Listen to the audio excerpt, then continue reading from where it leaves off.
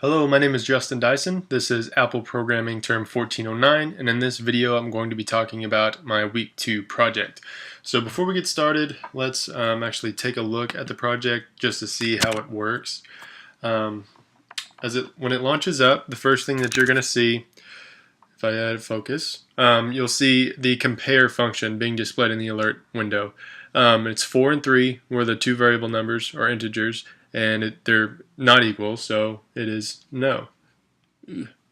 Alright, the second one actually is the addition function, so 3 plus 4 equals 7. And then finally, the first one, or the last one, hello, my name is, and then the second string that I added to it was my name, Justin Dyson. So that's how the app works. Now let's take a look at the code. Alright, so taking a look at the viewcontroller.h file, you can see that I've just added my, or declared my functions here, and then I actually call them all in the viewcontroller.m, and then I define them all in the bottom. So basically what I did to separate everything out is I made different functions, added add function, compare, append, and display alert with string.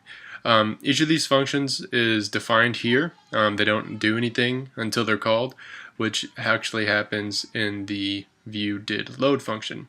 So for these functions to work, what I did is I made some, I guess, global variables. I wasn't entirely sure what the best place to put these, but since they're all being used in the viewDidLoad function, it'll work here. So for the append method, what I did is I just created an NS string called append string, and then I concatenated the two and displayed it by calling the display alert with string method. The second function, which is the add function, I guess, it takes two numbers, which are the 4 and 3, adds them together. I get my ints converted into an NS number, then to an NS string, and then I actually concatenate another string using the append method that I used previously to say the number is, and then the result, which was the integer, which was converted to the NS number, and finally to the NS string. And then again displayed into the alert.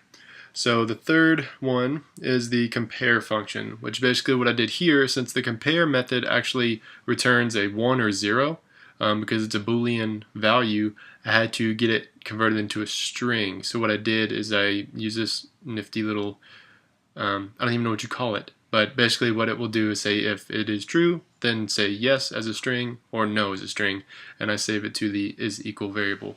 Then it's just simply, again, concatenating the strings together, and then this time I used NS mutable string init with format, added in the number here, the second number here, and then the string, which is either yes or no. Then finally displaying it to the alert window. So that's how I separated all my code. I call each of them separately, and actually use some of the other functions or methods to help get some of the results that I needed for all of these functions. So looking back at the other questions, I mean, is there anything I needed more clarification on? No, I don't believe so. Everything was pretty straightforward. The keynote slides were very helpful, and so were the videos.